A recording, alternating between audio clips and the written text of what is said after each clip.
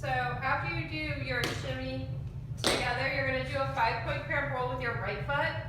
Toe, toe, heel, heel, toe back with your right foot, toe, step, then another 5-point cramp roll. Toe, toe, heel.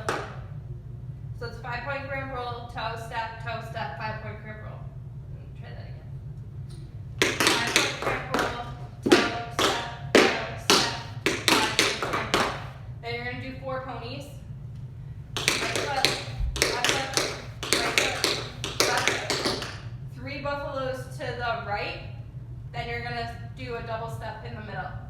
Step, step, step, step, step, step, step, step, step, step. Then you're going to go to the left. Step, step, step, step, step, step, step, step, step. Full lap ball change 2 times forward. Full lap ball change, full lap ball change. Brush back ball change 2 times back. Brush back ball change, brush back ball change. You're going to step back on your right foot. Fan over. Then you're going to do 4 hips. Right, left, right, left.